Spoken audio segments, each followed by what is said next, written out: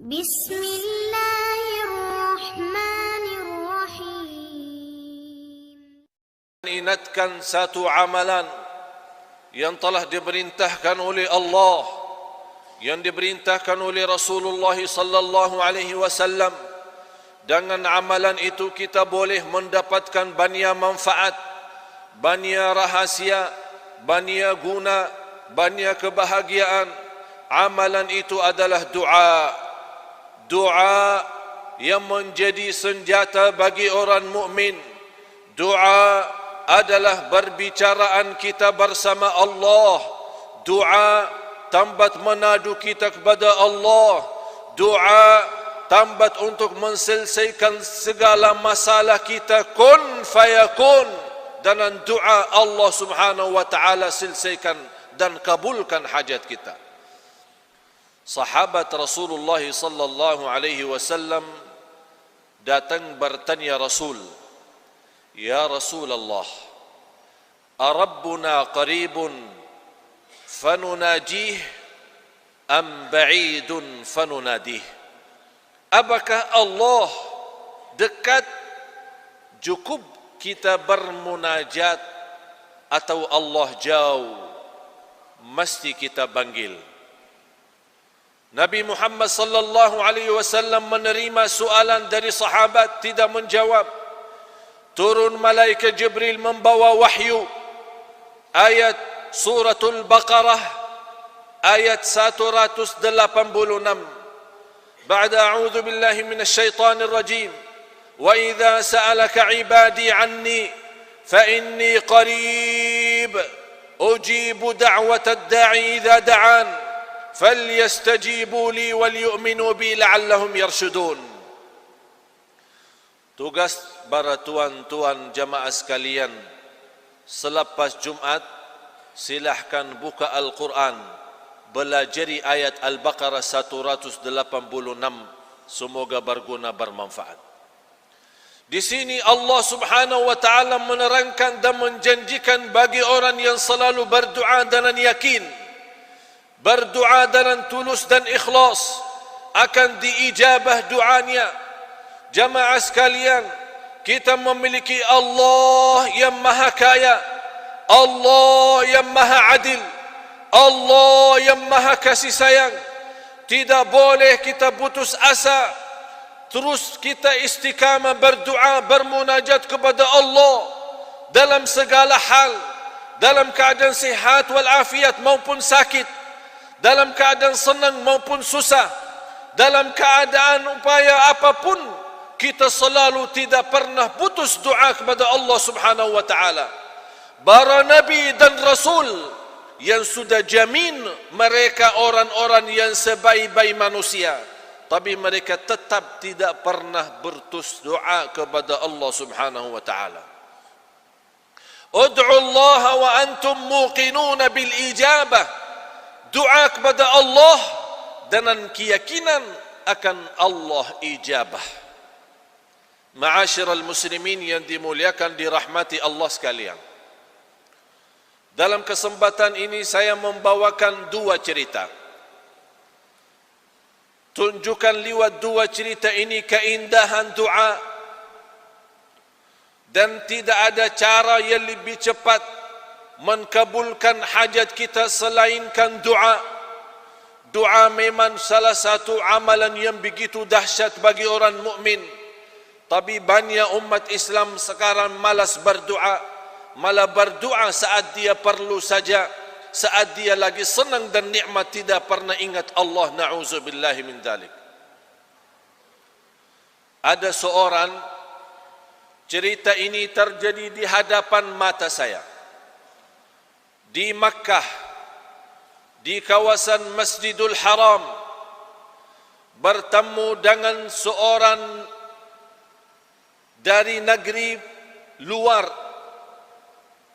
Orang-orang itu sudah tua dan sakit, dan nampaknya orang juga buta. Membawakan anaknya ke Masjidul Haram untuk berumrah. Begitu dia sampai ke Masjidul Haram bersama anaknya, saya lewatin jarak mereka. dan saya tertarik dengan jakab-jakabnya anak terhadap orang tua. Kata orang tuanya, lepaskan tangan saya ada urusan sama Allah. Lepaskan tangan saya. Kata anaknya, wahai ayahku, bagaimana boleh saya lepaskan? Ayah saya buta, tidak boleh nampak.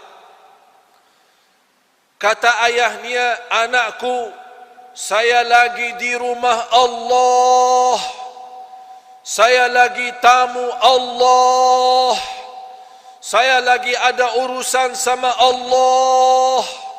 Lepaskan tangan saya ada perlu sama Allah. Dilepaskan tangannya oleh anak, dan anaknya khawatir orang tuanya boleh jatuh kalau dia turun tangga, karena dia buta tidak boleh lihat. Di situ dia angkat tangan dan saya berhenti, mahu lihat apa yang akan terjadi peristiwa dengan keyakinan seorang tua dan buta memohon kepada Allah di kawasan Ka'bah. Dia angkat tangan dan dia berdoa dengan bahasa awam.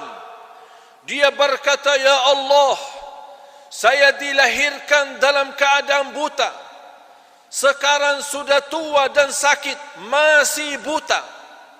Ya Allah, pertama kali saya datang sebagai tamumu ya Allah, datang ke rumahmu ya Allah. Saya punya keinginan dan harapan, walaupun satu kali saja saya ingin nampak Ka'bahmu. Saya ingin melihat Ka'bah ya Allah. Umur saya 60 tahun, hanya mendengar cerita keindahan Ka'bah, tapi belum pernah saya nampak dengan mata saya sendiri. Dengan doa yang segitu tulus dan ikhlas, bermunajat kepada Allah, dan dia berkata, ya Allah, saya tidak akan keluar dari Masjidul Haram sampai engkau berikan saya kesempatan nampak Al-Ka'bah yang indah. Begitu orangnya serius dalam doa, yakin sungguh-sungguh dalam doa, bukan main-main, karena dia bermunajat kepada Allah yang maha segala-galanya. Semuanya di tangan Allah, mata pun makhluk Allah. Belum orangnya turunkan tangannya di hadapan mata saya, langsung dia berteriak, Allahu Akbar, Allahu Akbar, Allahu Akbar. Sungguh Al-Ka'bah itu indah, sungguh Al-Ka'bah itu indah, sungguh Al-Ka'bah itu indah. Dan lagi kembalikan angkat tangannya berdoa dan bersyukur kepada Allah. 60 tahun dilahirkan dalam keadaan buta, dengan doa yang tulus dan ikhlas, Allah kabulkan doanya, dan dia boleh nampak Al-Ka'bah dengan mata sendiri. Subhanallah. Itulah yang kita perlu jamaah sekalian saat berdoa. Kita yakin selepas doa kita, hajat kita sudah dikabulkan oleh Allah. Allah Maha Raja, Allah Maha Agung, Allah Maha Kaya, Allah Maha Lembut, Allah Maha Sabur, Allah Maha segala-galanya. Di tangan Allah segala kunci dunia dan segala isinya milik Allah. Kun fayakun. Innama amruhu idza arada syai'an an yaqula lahu kun fayakun. Fasubhanalladzi biyadihi malakutu kulli syai'. Maha suci Allah, di tangannya segala sesuatu. Wa ilaihi turja'un. Dan kita sama-sama akan kembali kepada Allah Subhanahu wa taala. Cerita yang kedua, seorang dokter dari negara India bernama Dr. Ishan, seorang ahli medis yang terkenal di dunia. ditugaskan oleh negara untuk menjadi pemimpin dalam rapat dan pertemuan yang dihadirkan oleh para dokter dari seluruh dunia akan datang.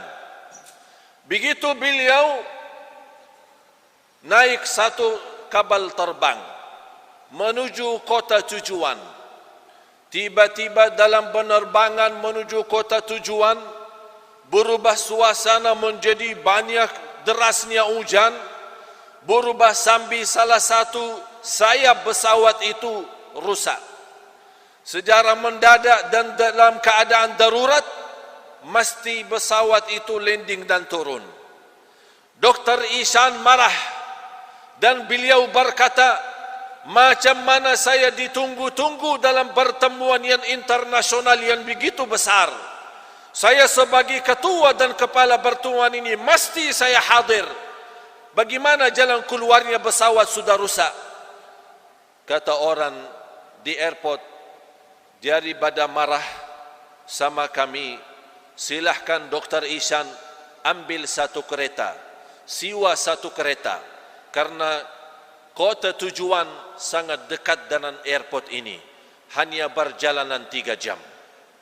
Dibawa oleh Dr. Ihsan, sewa satu kereta, kemudian berjalan menuju kota tujuan.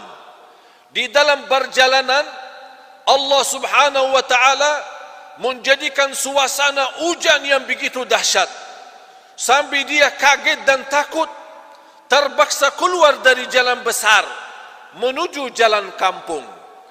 Tersesat di dalam perjalanan, dia merasa sudah salah jalan, mau kemana lagi? Dia mencari tempat istirahat, bertemu di pinggir jalan sebuah rumah. Satu rumah nampaknya rumah orang miskin. Dia berhenti dan dia tutup pintu dan minta izin sama tuan rumah boleh masuk. Dibukakan pintu seorang ibu yang sudah tua dan sakit. Kata ibu, silahkan, sepertinya orang kamu ini orang jauh, silahkan masuk, silahkan minum dan makan. Orang Dr. Ihsan masuk, kemudian dia beristirahat dan dia berfikir macam mana boleh untuk melanjut perjalanan. Sambil dia makan dan minum, dia nampak seorang ibu lagi salat, lagi berdoa. Setiap dia berdoa sebentar, nampak di samping anak itu ada seorang anak kecil. Setiap doa sebentar, dia gerakkan anak, tapi tidak ada respon. Doa lagi, gerakkan anak, tidak jawab. Doa lagi, gerakkan anak sampai 3 kali, tidak bergerak sama sekali anak itu. Begitu dia lepas doa, Dr. Ihsan memanggil, maaf wahai ibu, ini anak siapa? Saya terharu dengan doa ibu. Begitu doanya ikhlas luar biasa. Kenapa anak itu? Macam mana keadaan? Kata ibu, ini cucu saya. Orang tuanya dua-duanya baru meninggal. Dari sejak dilahirkan dalam keadaan sakit lumpuh, tidak boleh bergerak. Saya tidak tahu apakah dia hidup atau mati. Saya memanggil seorang dokter di kampung diperiksa. Selepas periksa oleh doktor, dia berkata anak itu masih hidup. Tapi saya tidak boleh membagi obat karena saya bukan ahli. Kata ibu, macam mana saya boleh berobat untuk cucu saya? Kata doktor di kampung, ada seorang terkenal, satu orang dia punya keahlian untuk anak-anak itu. Hanya satu orang yang boleh bantu, tapi orang itu tinggal di kota jauh.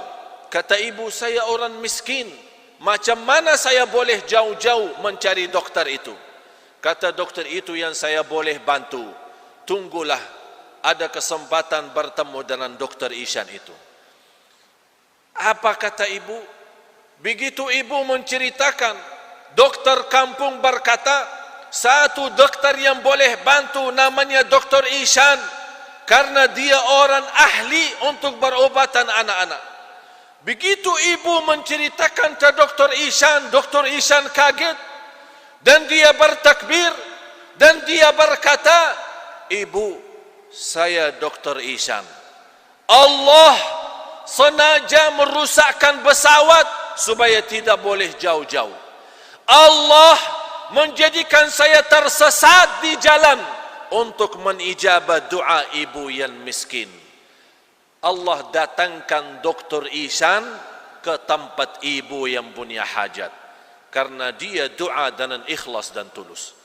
Itulah Allah," kata Dr. Ishan, "demi Allah, baru kali ini saya yakin Allah punya macam cara untuk mengkabulkan." Saya ingatkan jamaah sekalian, ini hari Jumat, berbanyak salawat. Ini hari Jumat, berbanyak salawat kepada Nabi, karena Nabi sendiri pesan, orang-orang di hari Jumat, berbanyaklah salawat kepadaku di hari Jumat, karena sungguh salawat kalian dihantarkan oleh Allah kepadaku di kota Madinah. Oleh karena itu, jangan siakan waktu, berbanyak salawat, karena dengan salawat kepada Nabi kita, kita jamin dapat syafaat. Dengan salawat kepada Nabi kita, kita mendapatkan kemuliaan. Dengan salawat kepada Nabi kita, kita mendapatkan ampunan dosa. Dengan salawat kepada Nabi kita, kita mendapatkan segala kemudahan. Dengan salawat kepada Nabi kita, kita mendapatkan dikabulkan segala hajat kita. Imam Ibnul Qayyim rahimahullah menjelaskan 40 macam untun dan faedah daripada salawat kepada Nabi. 40 macam faedah dan untung daripada salawat Nabi. Intinya, yang termulia di antara manfaat daripada salawat Nabi, Allah sendiri membalas salawat kepada kita. Barang siapa yang satu kali salawat kepada Nabi, akan Allah balas salawat 10 kali. Itu yang teragung dan yang termulia. Oleh karena itu, jangan kita orang menjadi kikir dan pelit. Orang yang bersalawat 1 kali, akan Allah balas 10 kali.